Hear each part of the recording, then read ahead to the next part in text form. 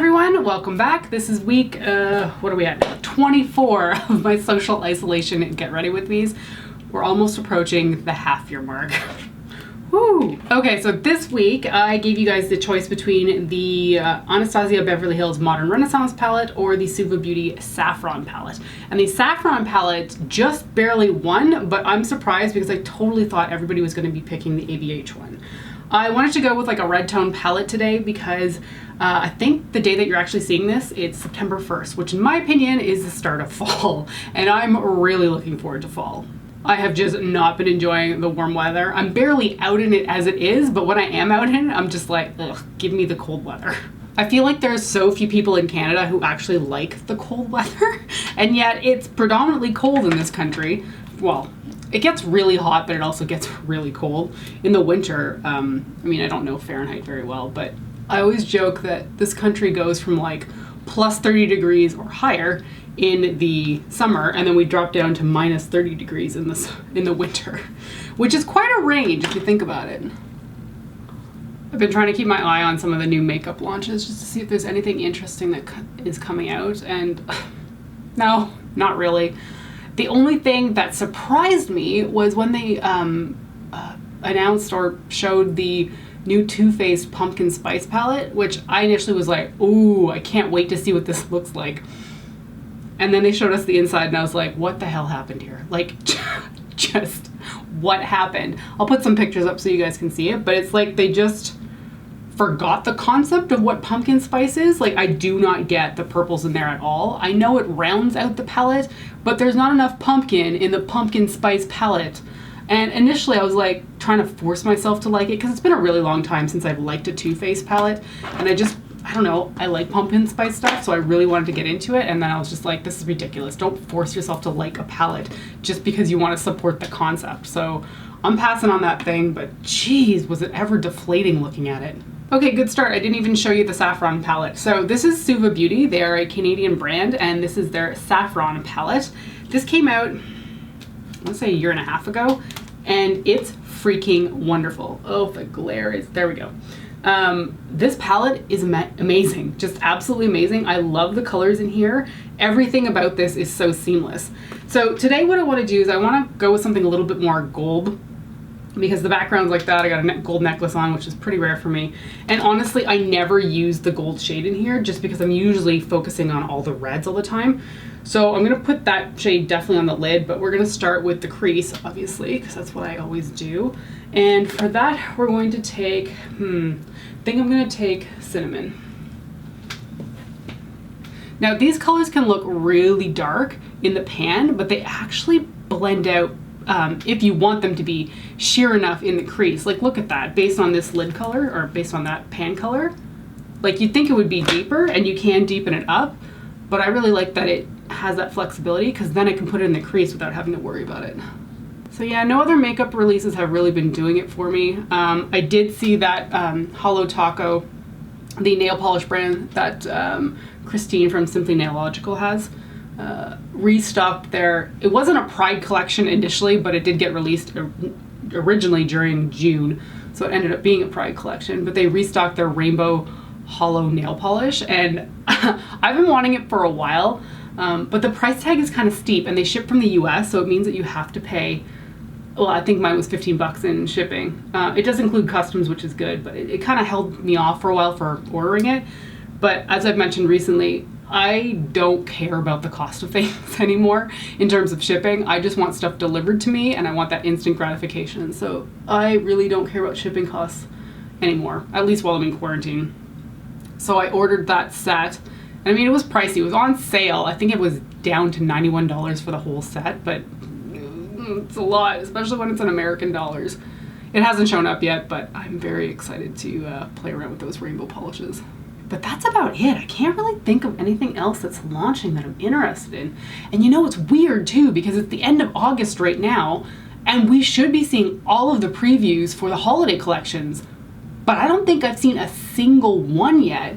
September is usually when they launch everything, unless they're considering the pumpkin spice palette to be one of their holiday launches. Oh, that thing is so sad. I just wish they'd done so much more with it. Okay, so for the lid, as I said, I'm going to be taking this gold here. This is called Turmeric. Just putting that all over the lid. Whoa. This palette is one of my favorites. It is such a phenomenal palette. With that in place, I'm going to go in with the outer corner color, which is called Clove. I really need to clean my brushes. I'm like digging through the ones trying to figure out which are even clean or which have the least amount of pigment on them. And I'm just going to pop that on the outer corner. I feel like I might want more red up there. We'll see in a minute. I always reach for these kind of palettes and like the Modern Renaissance palette during September because I get so excited for the cooler weather. And these palettes just scream fall to me. Anything red themed really does. Okay, I do want to add some of Paprika, which is that brighter red over here. I don't want to add too much of it though. I just want a little bit of red, so I'm just gonna slop it on here and see how it goes. Oh, there we go. That's what I'm looking for. For the brow bone highlight shade, I'm going in with Ginger.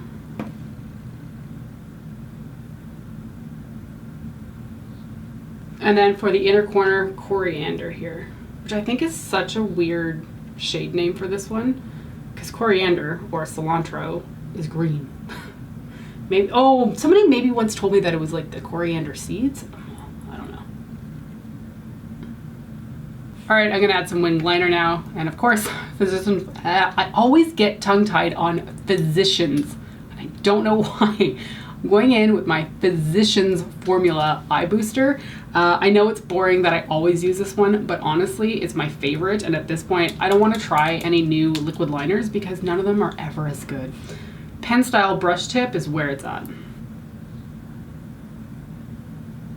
Okay, moving on to the face, I'm going to mix two foundations together because again, I'm still not great at this matching thing because I really don't know where my skin is at. I've got the Revlon Full Cover Foundation in the shade 200 Nude, which last time did not look good down my neck. It just did not match. However, I'm gonna mix it with the Revlon Candid Foundation in the shade 130 Ivory, and this should hopefully be a good match. I really just want to finish this one because it feels close to empty. And I really like the gratification from finishing out foundation. Yeah, see, that one's the darker one, so hopefully that'll balance them out. It felt like I got a little bit of a sunburn the other day though. I went for a run outside on my lunch, which it's been a while since I've been able to run outside just because it's been too hot. So I've been running indoors on the treadmill, which I hate. I just hate treadmill running. It's so ridiculous to me that it feels so much more difficult on a treadmill. Like I'm out of breath much more, even though I'm going at a slower pace. It's just bizarre. So I thought I got a little bit of color when I went for that run outside because my face, like right through here, felt burnt for like 2 days afterwards. So one of the things I have coming up is a breast exam on, I don't know, first 2 weeks or something of September. And I don't think I explained this before, but about a year ago, I had a little bit of a scare where during a routine exam, they thought that they felt some lumps in in one of my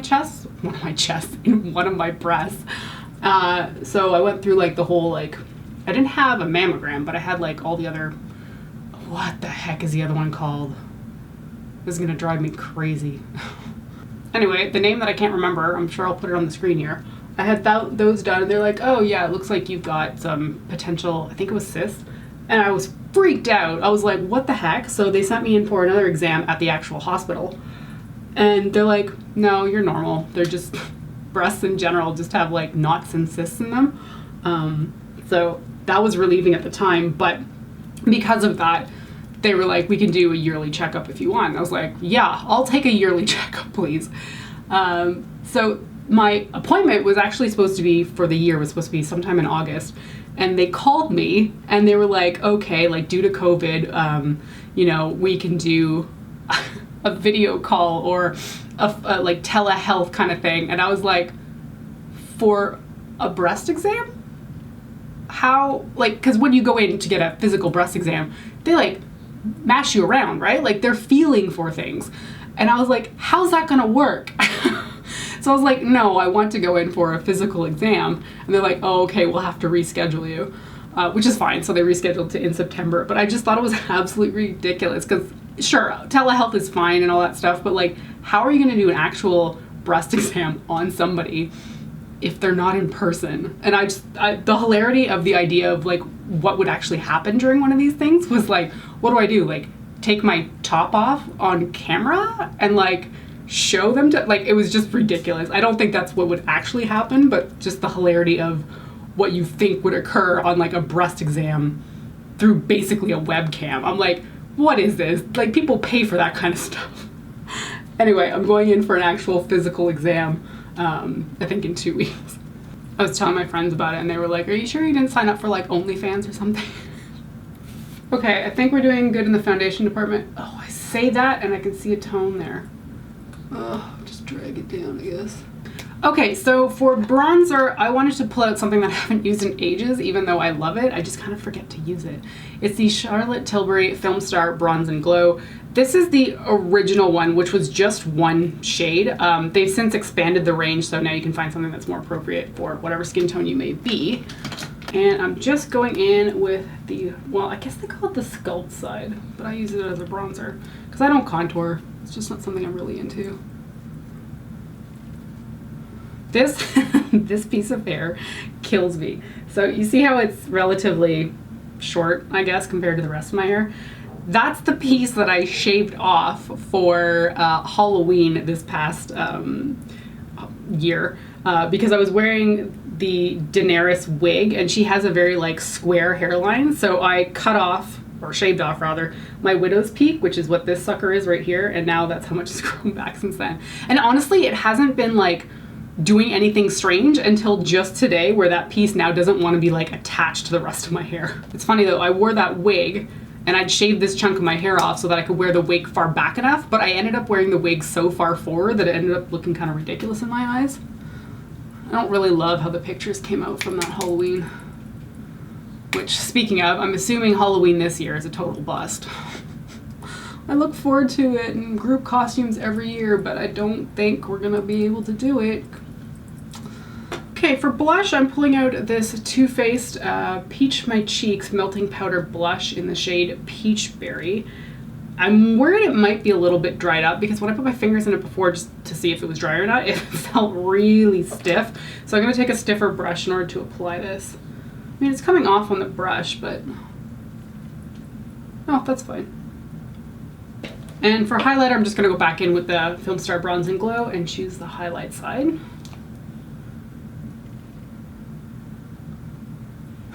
It's so much more subtle than I remember it being. All of the highlighters these days are so freaking blinding. Oh, also, in my last video, somebody made a comment that was rather rude about the face shape that I make when I'm putting highlighter on. So let me run through that one. I make that weird face because it drags my cheek and makes it flatter. Because I'm 37 years old, I have wrinkles, and I have like movement in my face from having been alive for 37 years. So when I make a funny face, as do most people, it's generally to flatten out a surface on your face. And I'm sorry if it looks funny to you, but I assure you that you doing your own makeup are probably making a very similar face. Yeah, just the difference there. Pulling my mouth open elongates the cheekbone area. So I'm not catching any wrinkles when I'm doing it. People can leave the strangest comments on videos sometimes. It's like mascara face. Everybody makes a weird face when they're doing mascara. Okay, back to the eyes to finish them off. I'm going to take my Marc Jacobs Highliner Gel Crayon in the shade Fine Wine. This is a matte deep red, and I'm putting that on my waterline. These set really quickly, so you want to move fast. And then I'm going to take Cinnamon on a small brush.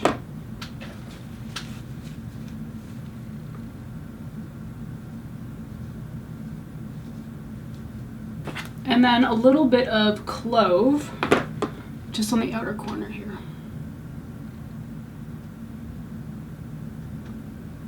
For mascara, I'm going to use something different because frankly, I've had enough of that Hourglass Caution mascara. It's just not good. I don't know why people like it. So I'm using the Milk Makeup Kush mascara. I got this. Was it the Sephora birthday gift for 2020? It might have. Oh no, it's a big wand. Oh, I hate these things. Well, let's give it a go. I just find it's so hard to get in when there's a big wand. It feels better already though. The Hourglass one was just so crusty. I did not enjoy it. Well, despite me not loving the brush on this, the formula is really nice and it is quite voluminous, which is great. I'm gonna pop off camera to apply my Lithe lashes. These are the style 03. And then I'm going to remember to do my brows this time because I forgot last time and I filmed another video and I was like, ooh, that doesn't look so good. So lashes and then brows and I'll be right back. Okay, so for lips, I want to keep it still in the red theme and quite dramatic. So I'm going in with my Bite Beauty, what do you call, the Power Move Creamy Matte Lip Crayon in the shade Red Velvet. This was one of my favorites out of their recent launch. Oh, so pretty.